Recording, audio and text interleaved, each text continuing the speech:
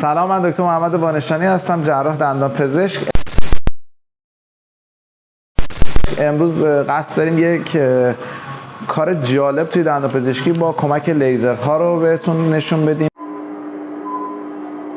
استفاده از لیزر کم توان در درمان پاکت های پریودونتال.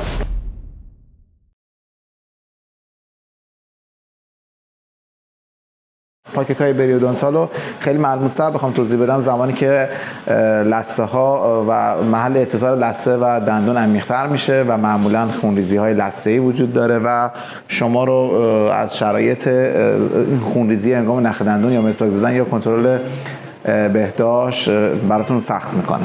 پروب‌هایی که میزنیم میتونید مشاهده کنین تا 9 میلیمتر در مزیال دندون 6، در دیستال 4 میلیمتر مشهوده، در نواحی مجاور دندان 6 باز به همون مقدار است، ولی در نواحی مزیال این مقدار بسیار کمتر خواهد شد. در نواحی قدام شرایط بهتره.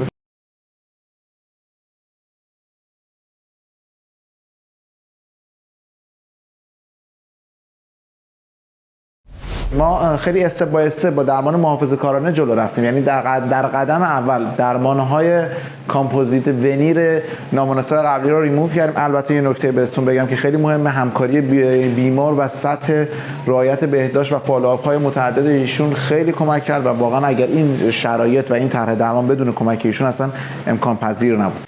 کامپوزیت ونیراشون رو ریموو کردیم، با یک لامینت های سرامیکی جایگزین کردیم. چرا؟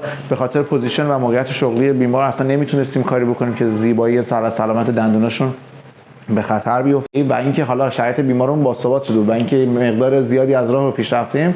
بعد از مدتی استفاده از دستگاه لیزر کم توان با رنگ‌آمیزی به کمک متیل بلو به صورت نقطه‌ای انجام دادیم که خیلی روش سیف و بی خطری هستش و بسیار کمک کننده است.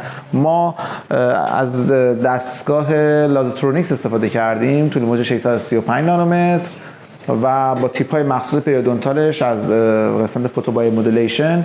بعد از رنگ‌آمیزی پاکت پریودونتال و استفاده از دستگاه این کار انجام دادیم. در ادامه درمانمون و فالوآپ هامون در واقع اینجوری بگم بهبود درمان رو به شما نشون خواهیم داد.